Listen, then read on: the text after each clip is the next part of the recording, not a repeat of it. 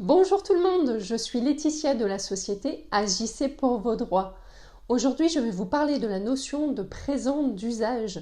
Avec Noël qui est à nos portes, beaucoup peuvent se poser des questions concernant les cadeaux qu'ils vont offrir, notamment pour éviter qu'ils ne soient considérés comme des dons. Mais tout d'abord, je vous rappelle que je propose des prestations pour vous accompagner dans la résolution de vos litiges de la vie courante à des prix très abordables et qui vous permettront de récupérer des sommes parfois très importantes. Je vous donne rendez-vous sur mon site web agissezpourvosdroits.fr et notamment dans la foire aux questions où vous aurez toutes les explications nécessaires sur l'utilisation du site et sur les services proposés. Entrons maintenant dans le vif du sujet. Nous avons tous eu l'occasion d'offrir ou de recevoir des cadeaux au cours d'événements particuliers.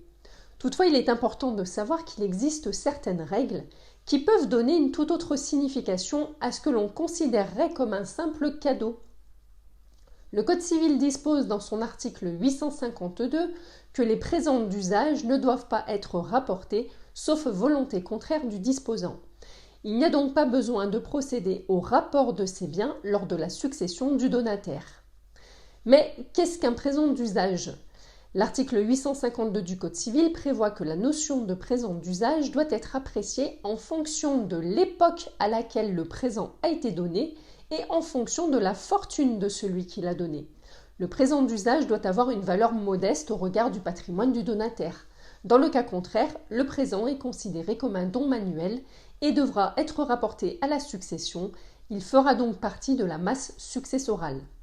Le présent d'usage est appelé ainsi car il est donné à l'occasion d'événements particuliers au cours desquels il est d'usage de faire des dons, anniversaire, mariage, Noël, etc. Attention également à la notion de prêt à usage. En effet, certains cadeaux peuvent en réalité être requalifiés de prêt à usage, tels que des bijoux de famille lors d'un mariage par exemple. Faites donc attention aux cadeaux que l'on vous fait au titre d'une dot.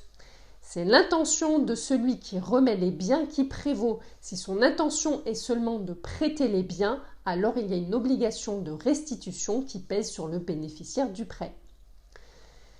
Concernant le cas particulier de la bague de fiançailles, celle-ci est considérée comme étant un don en faveur du mariage. Elle devra donc être restituée si le mariage n'a pas lieu. Toutefois, elle pourra être requalifiée de présent d'usage et être conservée si elle a une très faible valeur, sauf s'il s'agit d'un bijou de famille. Dans ce cas, elle sera requalifiée de prêt à usage.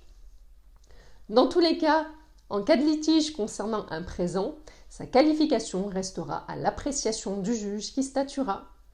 Voilà tout pour ce sujet concernant les présents d'usage. Si vous avez besoin de mes services, rendez-vous sur mon site web, notamment dans la foire aux questions, pour en savoir plus sur mes prestations. Vous aider à obtenir gain de cause dans vos litiges sera un réel plaisir. Je vous souhaite un très joyeux Noël et à très bientôt.